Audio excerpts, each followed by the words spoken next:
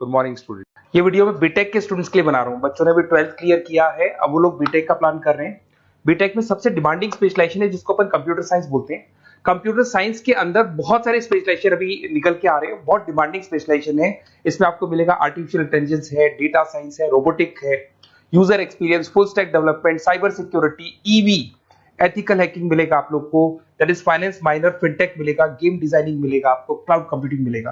तो अपन लोग डिस्कस करेंगे इनको सारी एक एक करके, सबको डिटेल में डिस्कस करेंगे। उससे पहले गवर्नमेंट का अनाउंसमेंट देखते हैं कि बीटेक में इन स्पेशलाइजेशन का डिमांड कैसे आने वाला है। तो गवर्नमेंट ने अभी अभी अनाउंसमेंट किया है और न्यूज़पेपर में आया था, ये न्यूज़पेपर के अंदर डिटेल में आया था कि 2027 तक 42% काम आर्टिफिशियल इंटेलिजेंस और मशीन लर्निंग करेगी। एआई और एमएल ही सारा का सारा काम करने वाली है, और जिनको स्पेशलिस्ट है, एआई और एमएल का स्पेशलिस्ट है, उसकी जबरदस्त मांग आने वाली है। तो 2027 मान लो 3 या 4 साल में आ जाएगा।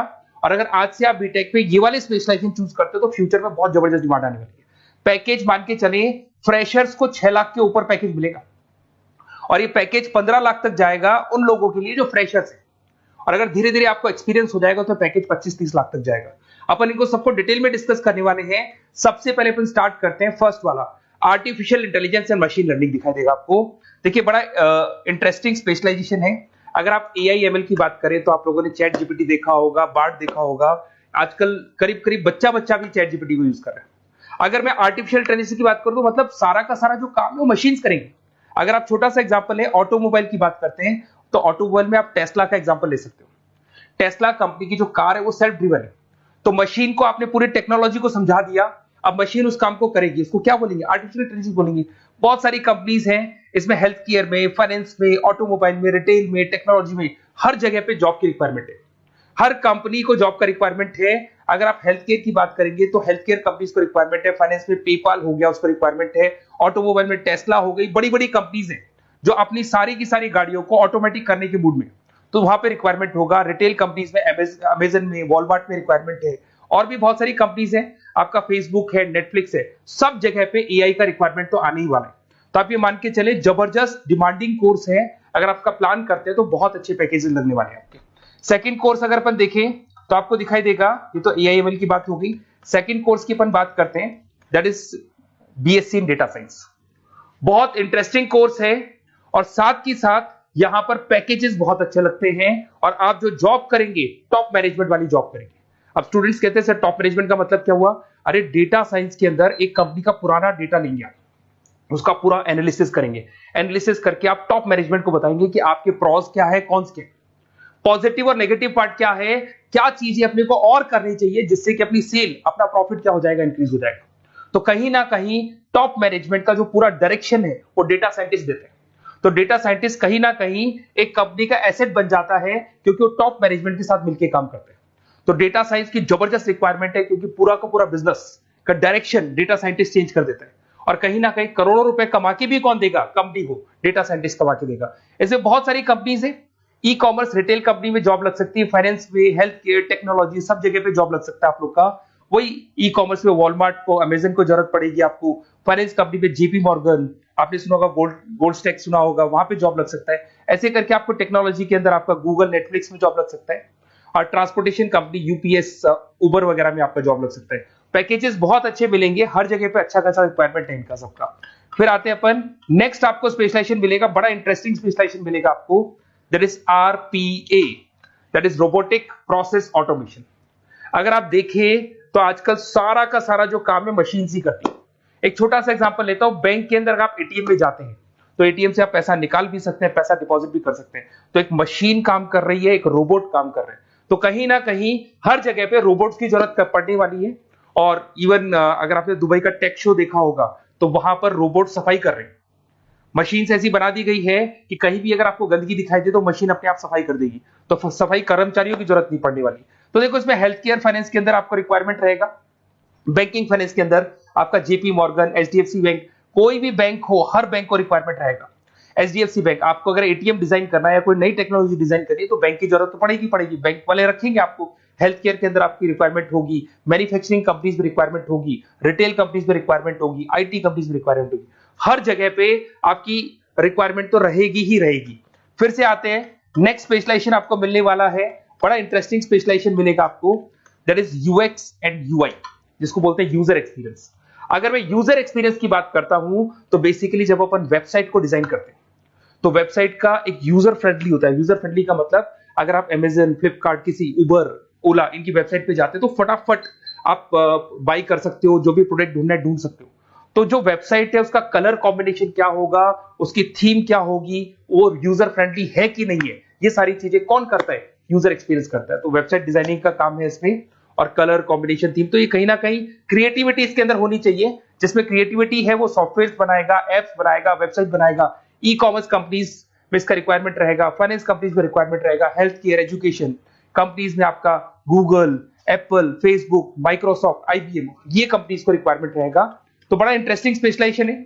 और साथ के साथ में पीडीएफ डिस्क्रिप्शन में डालने वाला हूं, वहां और डिटेल में मिल जाएगा आपको। ऐसे एक मिलने वाला है book, BTech in full stack development. अगर मैं एफएसडी की बात करता हूं, फुल स्टैक डेवलपमेंट की बात करता हूं, तो कभी भी कोई भी वेबसाइट बनती है उसके दो पार्ट होते हैं, एक फ्रंट एंड वाला पार्ट होता है, एक बैक एंड वाला पार्ट होता है। अगर मैं फ्रंट एंड वाले पार्ट की बात करूं तो यूजर एक्सपीरियंस वाला पार्ट आएगा उसमें। अगर मैं बैक एंड की बात करता हूं, वेबसाइट पे आपको डेटा डालना है, कुछ अपलोड करना है, कुछ जो होता है ना एडमिन पार्ट होता है, तो एडमिन पार्ट के अंदर जो भी बैक एंड वाला पार्ट है वो सारा का सारा एफएसडी, फुल स्टैक डेवलपमेंट, उसको हैंडल करता है।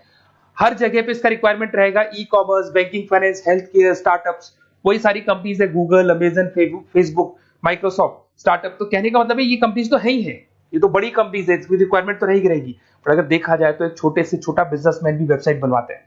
तो हर जगह पे फ्रंट एंड का, बैक एंड का रिक्वायरमेंट रहेगा। फ्रंट एंड वाला पार्ट यूएक्स हैंडल करता है, बैक एंड वाला पार्ट एफएसडी हैंडल करता है। तो ये भी अच्छा स्पेशलाइजेशन है। इसके अंदर भी बच्चे एक्सेल करते हैं और बहुत अच्छा अर्निंग करते हैं। ये मैं पीडीएफ डिस्क्रिप्शन में डालूंगा तो वहां से आपको मिल जाएगा। फिर मिलेगा आपको BTech in cyber security and forensic, बहुत इंटरेस्टिंग है। अगर मैं साइबर सिक्योरिटी की बात करूं तो आज का जो डिमांडिंग कोर्स है ये है। क्यों? उसका रीजन है, अगर आप देखें तो जैसे जैसे आपका डेटा ऑनलाइन जाता जा रहा है, आपके सारे ट्रांजेक्शंस ऑनलाइन हो रहे हैं, बैंक के सारे ट्रांजेक्शंस ऑनलाइन कर रहे हो, इवन आपका फेसबुक, इंस्टा पे आप डेटा डालते हो, मतलब फोटोज वगैरह डालते हो। अगर फेसबुक, इंस्टा हैक हो गया या बैंक अकाउंट हैक हो गया तो सोचो आपका सारा पैसा गायब हो जाएगा। तो कहने का मतलब है साइबर सिक्योरिटी का डिमांड तो बहुत जबरदस्त आने वाला है, क्योंकि जैसे जैसे चीजें ऑनलाइन होती जा रही है सिक्योरिटी सिस्टम्स तो उसमें लगानी पड़ेगी। उसके अलावा फॉरेंसिक है, बड़ा इंटरेस्टिंग है। फॉरेंसिक आपने सुना होगा, गवर्नमेंट जॉब्स लग सकती है, सीबीआई में जॉब लग सकती है फॉरेंसिक के अंदर। आपने देखा होगा कि वो लोग डीएनए टेस्ट कर रहे हैं, फॉरेंसिक के अंदर आता है सारी चीजें। उसके अलावा वो आपका फेस टेस्ट कर रहे हैं, रेटिना टेस्ट कर रहे हैं, थंब टेस्ट कर रहे हैं, ठीक है। तो ये सारी चीजें जो होता है ना, कई बार कोई क्राइम हो गया, क्राइम स्पॉट पे जाके आप चीजें देख रहे हो तो फॉरेंसिक में आता है। तो इसमें सब जगह पे फाइनेंस, गवर्नमेंट एजेंसीज, डिफेंस में लग सकते हो आप, हेल्थ केयर हो गया, टेक्नोलॉजी हो गया, यहाँ पे तो गवर्नमेंट एजेंसीज को जरूरत है, दिख गया एफबीआई, एनआईए, यहाँ पे आपकी रिक्वायरमेंट हो सकती है। टेक कंपनीज में आपका जैसे गूगल, माइक्रोसॉफ्ट में रिक्वायरमेंट होगा। उसके बाद साइबर सिक्योरिटी फिल्म्स में रिक्वायरमेंट हो सकता है आपका, फाइनेंशियल इंस्टीट्यूट्स है, जेपी मॉर्गन है, तो ये जितनी बड़ी बड़ी कंपनीज है यहाँ आपका रिक्वायरमेंट हो सकता है।